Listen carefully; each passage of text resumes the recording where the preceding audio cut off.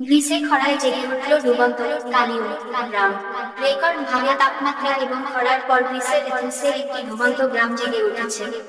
1970 সালে মন্ডল বাঁধ তৈরির পর কালীয় নামের গ্রামটি পানির নিচে চলে যায়। বাঁধের মাধ্যমে সেখানে তৈরি করা হয় কৃত্রিম খাল। এই খালের পানির নিচেই রয়েছে কালীয় গ্রামটি। সাম্প্রতিক খরার কারণে খালটির পানি 30% কমে গেছে। এরপরে ওই গ্রামটির একটি স্কুল এবং কয়েকটি বাড়ি ভেসে ওঠে।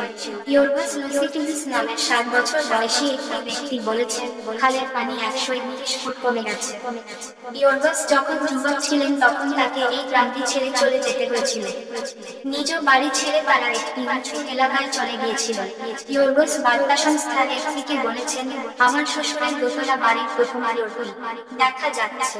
এর পাশে দেখা যাচ্ছে আমার চাচাতো ভাইয়ের বাড়ি। কালীয় গ্রামের চেয়ারম্যান আপিস্তোলিস জেরোডিমোস বার্তা সংস্থা এএনএকে বলেছেন, অ্যাথেন্সে পানি সরবরাহের জন্য 480টি বাড়িকে বলিদান দিতে হয়েছিল। এর আগে 1990 সালের খরার পরও কালীয় গ্রামের কিছু অংশ জেগে উঠেছিল। এই বছরের খরার পর আবার সেই একই ঘটনা ঘটল। স্থানীয়রা জানিয়েছেন, যদি বৃষ্টি না হয় তাহলে পানির স্তর আরো নামতে থাকবে এবং পরিস্থিতি আরো খারাপ হবে। তাই খরার কারণে এখন সবাইকে সতর্ক দিয়ে পানি ব্যবহারের কথা বলা হয়েছে। এদিকে ভূমধ্যসাগরের পাশে অবস্থিত দেশগুলোতে দেখা দিয়েছে সর্বকালের সবচেয়ে ভয়াবহ খরা। গত জুলাই মাসে গ্রিসের ইতিহাসে সর্বোচ্চ তাপমাত্রা রেকর্ড করা হয়।